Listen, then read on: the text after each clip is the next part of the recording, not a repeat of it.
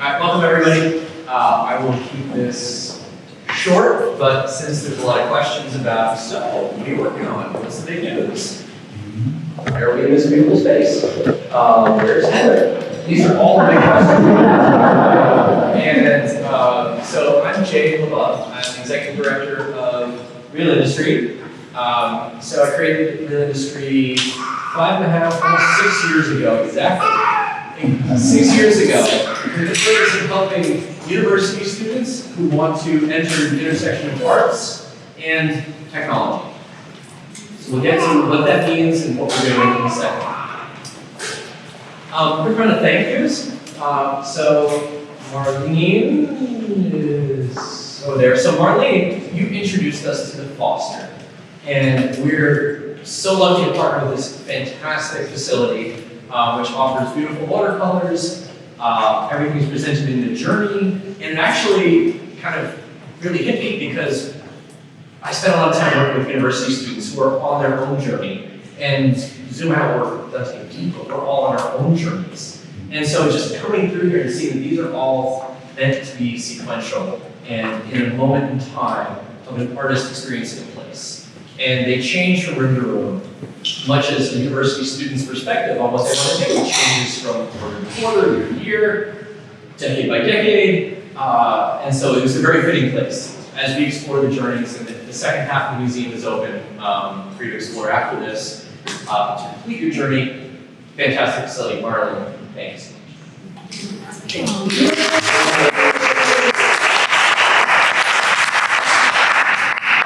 Huge thank you to our friends from eBay. So eBay has come on board as a wonderful supporter of our initiatives. This is the second year that eBay.org has been funding the work that we do. We hope that continues to grow as they learn more about our new programs. Sonos. How many of you have Sonos in your house? If you don't, you probably hear those of us that do have Sonos in our house across the street. Love the work that Sonos does, and like genuinely, everybody there is an incredible person who deeply cares about helping university students. They give so generously to our programs to help us out. As do the people that stream music to your Sonos, SiriusXM and Pandora. Our longest running corporate partner ever since the beginning. One of our board members came from there. Love the work they're doing. Thank them for their support. Ethan. Take a picture with Ethan. Media Bridge Capital Advisors. So for the people that want to become the next Sonos and Pandoras, Ethan works with them to find funding and help them sell their companies. Companies like Pro Sound Effects, very forward-thinking. They power all the sounds of the music and entertainment industry. And how many of you have had like some music copyright licensing issues in your careers? Come on, we all have. That's why you're our Dr. Marsh.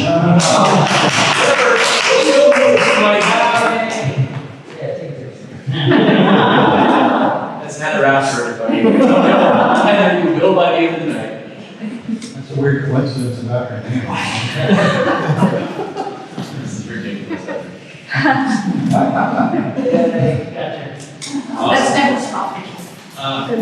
This is the point that I would welcome Bill Silva to run up on stage, take a picture with me. Bill Silva Entertainment. Bill's down in LA, a fantastic supporter of the work that we're doing. Just so thankful for Bill to help us out with everything that we work on. But now some people who actually do the day-to-day heavy lift. That little gentleman back there. Take the top of your shirt.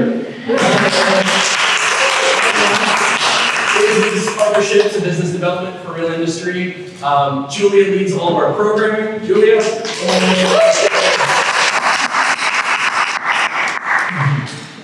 Awesome. Andrea is back in Rhode Island at the Super Secret Control Center. So she is the one who probably emails you. She's leading community engagement for us. Anna Manafova is our recent Stanford grad intern, helping us out with all the beautiful graphics and design you see. And Monica was last year's summer intern, who came down here and helped me find the facility and did all the art groundwork so I could just walk up here with a clicker. Our board of directors is Alana Scott from YouTube, Rocky Khan, Richard Kolovic in the back. Richard. Marlene, your second chance at success. And Glenn, who's doing startup in Australia. So, one of the fun things about a nonprofit board, go figure, they do a lot of work.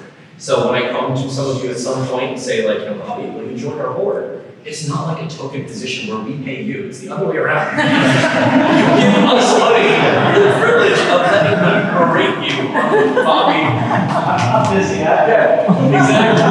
So it's not for everybody. I'm super thankful for the work that you all do.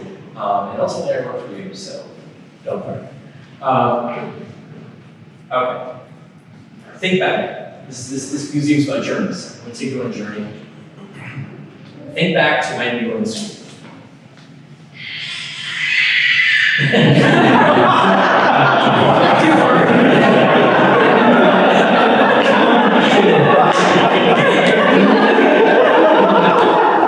Not preschool.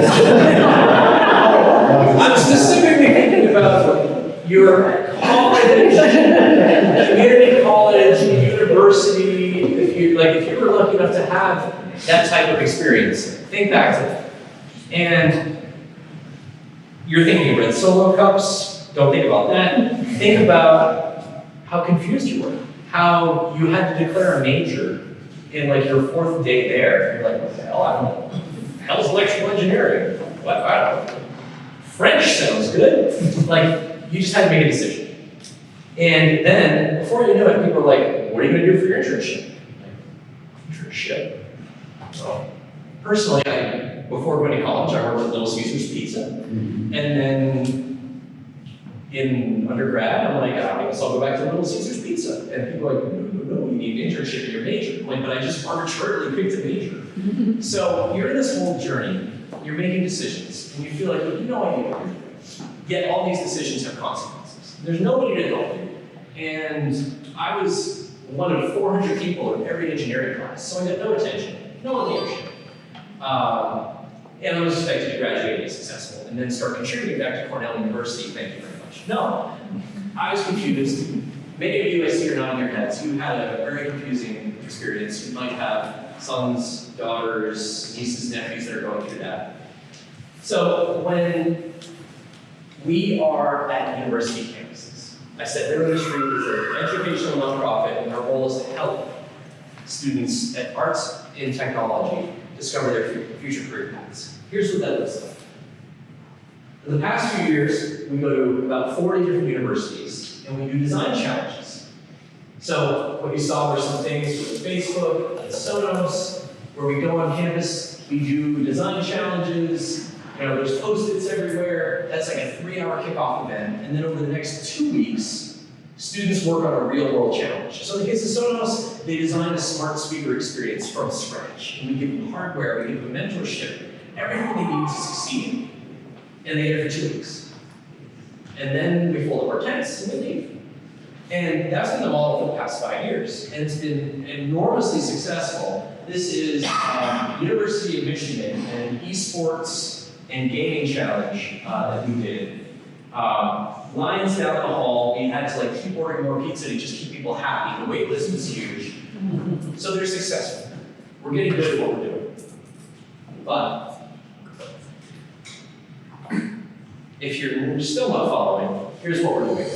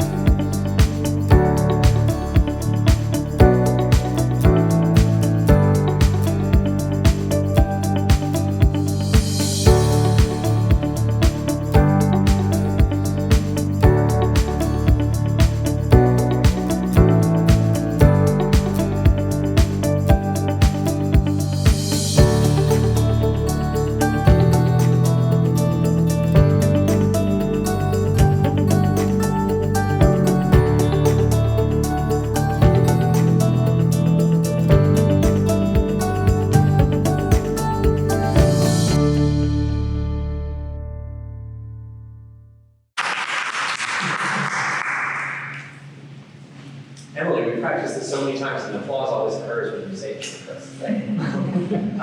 So, our mission is to educate, inspire, and empower university students to thrive in the arts and tech industry. We do it through design workshops. So these are things with top corporate sponsors like Sonos, Pandora, Bose, Facebook, Turtle Beach, and many others.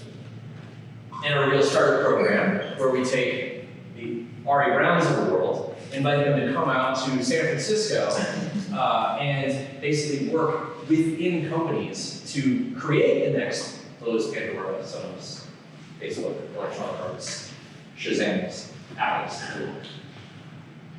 And this is all powered by world-class mentors, which is like about half the room. Those of you that give generously of your time, you're not on our board yet, but you are giving a lot of your time, your energy, and you're giving back everything that you wish you had. You know, so Cato just shifted his seat. He's like, oh, yes. We're doing good work. 86% of the students in our Design Challenges program say they wouldn't have access to our work if it wasn't for us. And what are we teaching them? Well, when we asked them what are the skills you wouldn't have learned otherwise, unless we came here, it kind of surprised us. We thought it would be the coding and technical skills. Actually, it's things like rapid prototyping, design thinking, public speaking, product strategy, collaboration, leadership, time management. We're actually teaching them the stuff that professors aren't. And that's cool. We're filling a gap. This is why universities actually want us on their campus. So how do you get better? You figure out what you're not doing. Confidence, definitely. I guess one is network.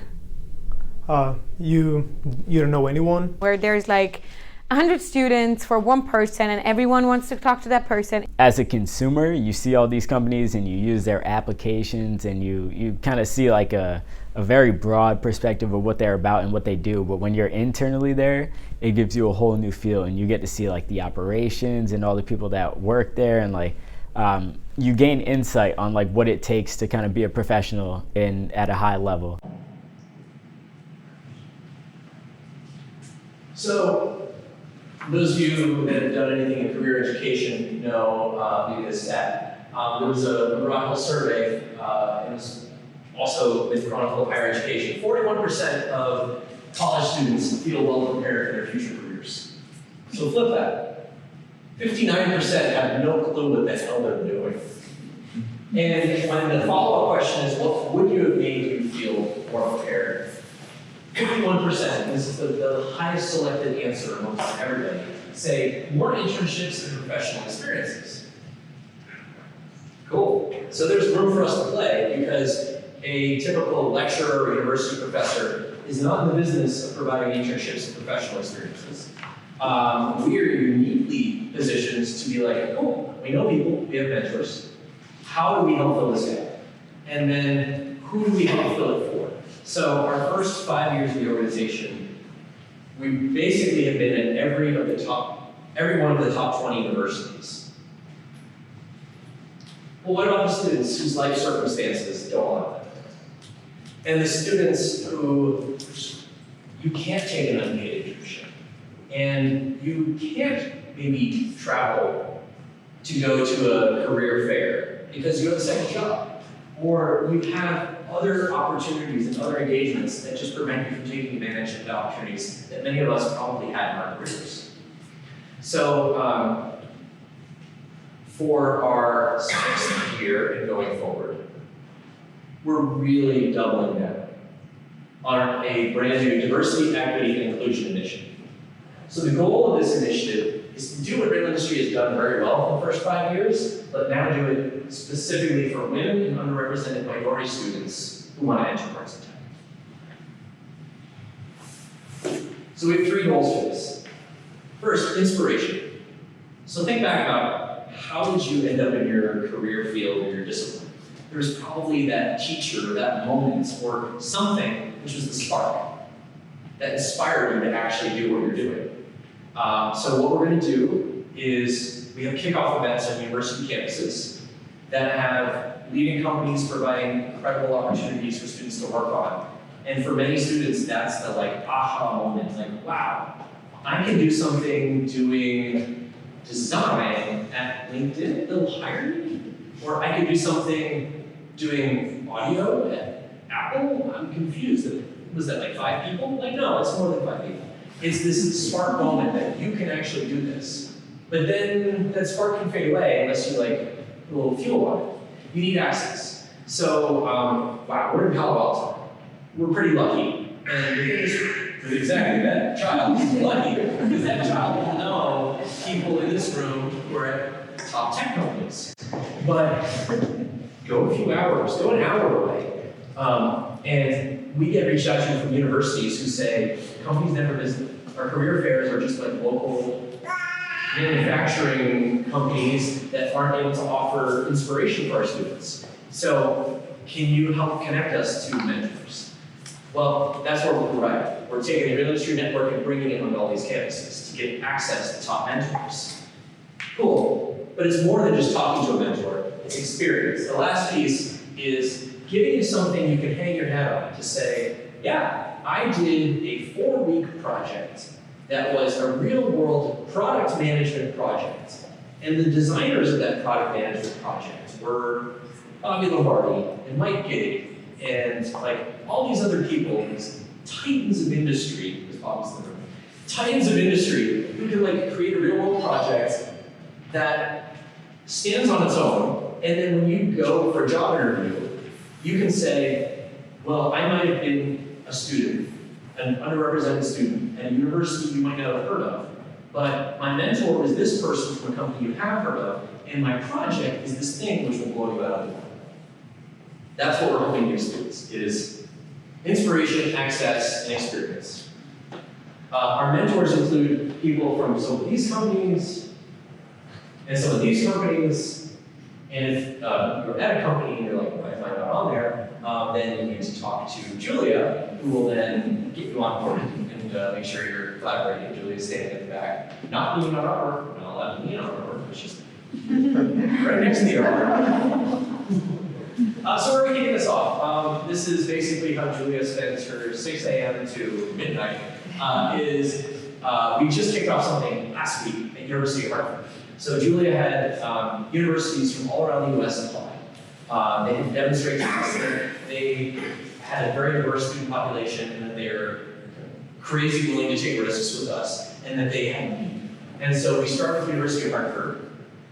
At this event, we presented some real world challenges. We had some mentors from the music industry come up from New York City. So that's the inspiration piece. They now have access to mentors from these companies.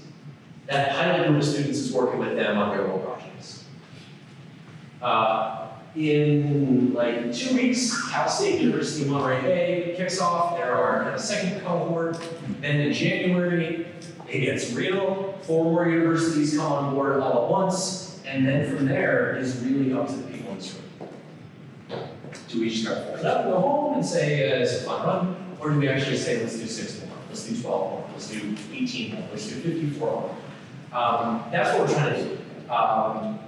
We think of real industry as kind of a startup. I run like a startup, and the goal is we're just going to do, and then we're going to figure out if there's traction, and if we're successful, and then we'll figure out how to fund it later. Sometimes you can't see the things that are like in the distance. I've been very tactical for the past 5 years, and I'm very proud of what we've done over the past 5 years. And how do we get from 40 universities to 440 universities? Anybody have any ideas? Growth pack. Growth pack. Or hire the world's best. Ladies and gentlemen, Humera Bassett and Jesus.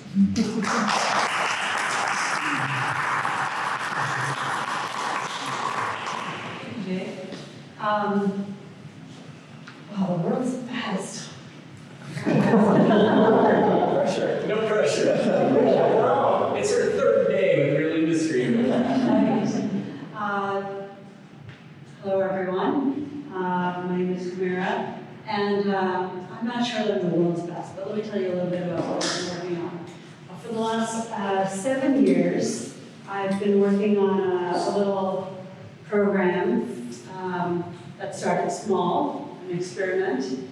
And what we learned with this program, the University Innovation Fellows, is that universities are willing to pay to do the right thing.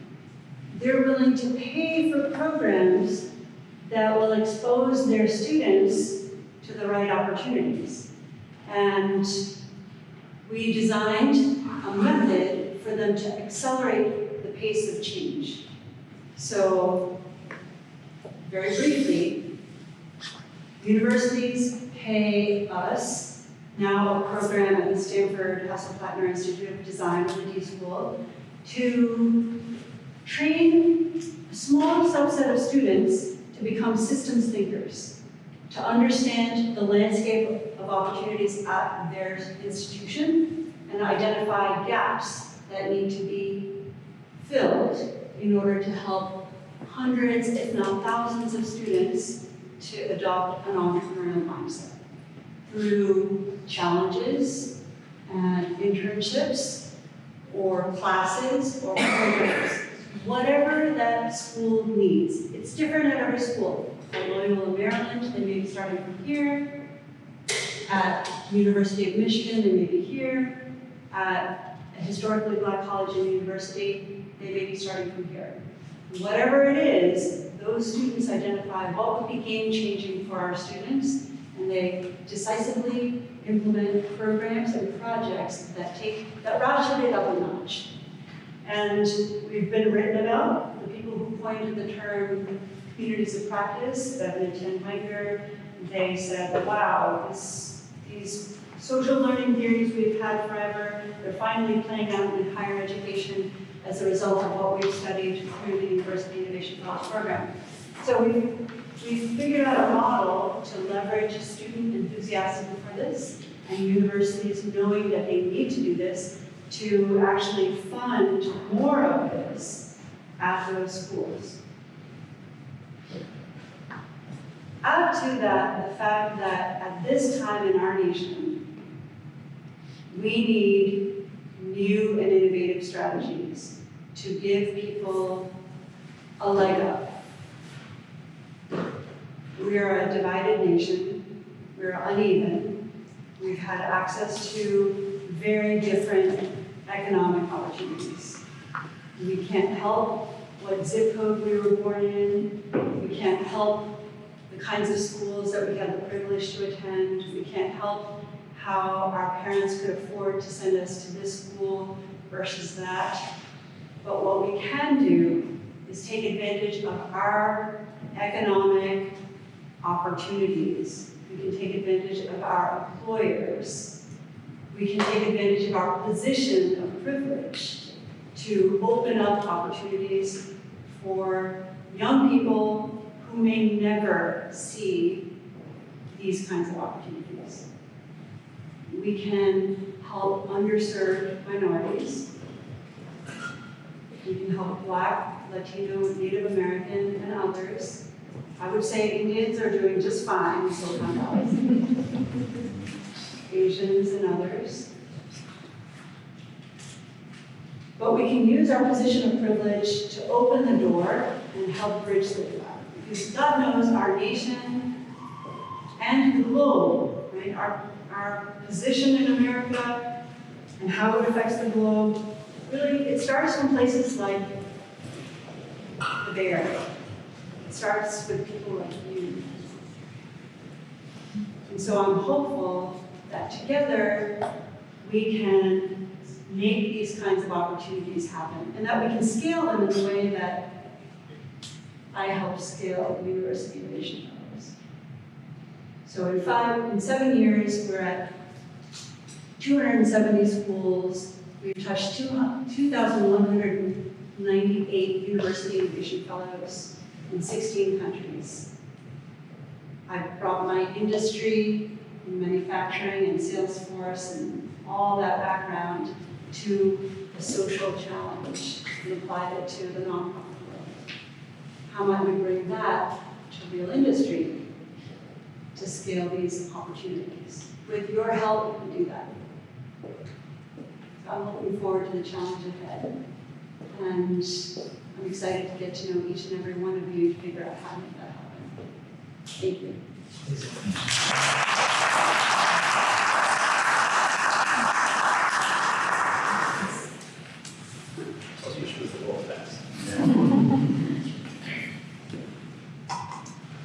So our goal is, over a 4-week period, we started in New York, on Monday we're in San Francisco, tonight we're in Palo Alto, tomorrow my team will rests, we don't take long that. Our goal is we're trying to raise $125,000. And this is from some corporate donors, the wonderful slides that I put up earlier. They're able to make some contributions towards this program. They're very forward-thinking. And also from personal donors. So first couple of years of this program, I was terrified to ask people for money, terrified. And then I would talk to enough people who run nonprofits who are like, Jay, this is actually how this thing works. And it was actually like, Richard, I mean, it's a great example. Like, I think when I first asked you if you'd be willing to donate, you said, thank you for the opportunity. I'm like, that's a real phrase. I read it in a book on donating. Like, you've gone too long. If people say, thanks for the opportunity, I'm waiting here. So I'm giving you all the opportunity, even if you're not ready for it. We're trying to raise $125K. We have a beautiful fundraising thermometer. All of our funding goes towards our 2020 Diversity, Equity, Inclusion Initiative. And the funding for it should not be unknown. We know this is something that we need to do. So we're going to do it. We're just going to figure out when. So you're like, all right, I get it. This is awesome. Fantastic. Thanks for the wine. Thanks for the food. What do I do? So a couple things. First, you can pull out your phones. And so if you want a link, no, seriously, for fun, pull out your phones. You can pull out your phones, or your friend's phones, or a friend's phone. And just to have the link in, this actually doesn't process anything, it doesn't get charged to your Sprint account or anything. You can go to this link, or you could text give to real to 44321 and just see what happens. It's pretty fun. Andrea will text you back with like a photo of her kid playing or like an emoji that you've never seen before. You'll never know if you don't text give to real to 44321 or the big. Okay, spoiler, you'll go to that. And by the way, I'm Bobby, like, Jay, you went too fast. We also have these things that we're hitting out the front, and you can take them with you to donate in the privacy of your own home.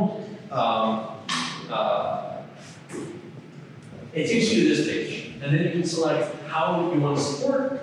We have a monthly option. It takes Apple Pay. If you're on an Android device, it takes Google Pay. There's a PayPal link, there's a Venmo link, any way you could possibly want to give. I will drive to your house and pick it up. It's fine. Like, I have your car on credit. Or you can also see David and Julia. Julia actually has a device in her hands, which has donation. I should have turned my second notifications off. Julia has a device in her hand that you can actually just swipe a credit card on. So thank you to Square for giving us one of those. There's a lot of ways you can donate. You can also donate for time. If you work at a company that you think like, I want to get behind this, totally cool. You can write on the pledge card, like, call me. You can talk to David. You can talk to me. We want to build something great together. We can do this one donation at a time, one mentorship at a time.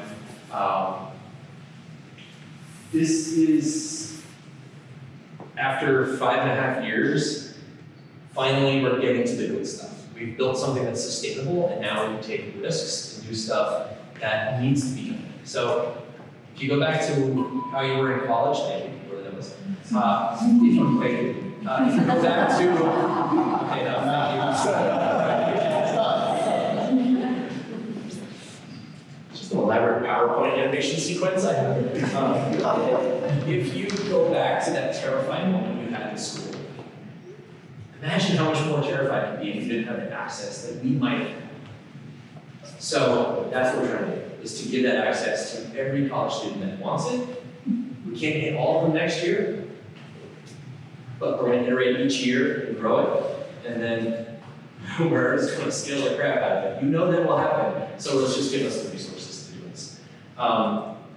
What's great is it's 8:09, so you have tons of time to talk to David, to talk to Julia, to talk to me, to talk to anybody on the board, to talk to Camara, introduce yourself, to talk to Heather. She's definitely, if you haven't met Heather, you should. Or experienced Heather, you should. And then see the rest of the gallery, have a drink, thank you. Thank you. See the gallery, have a cocktail, have some food. That's it. Thank you, everybody. I really appreciate you sticking through this. Enjoy your night, and thanks for helping us build something incredible.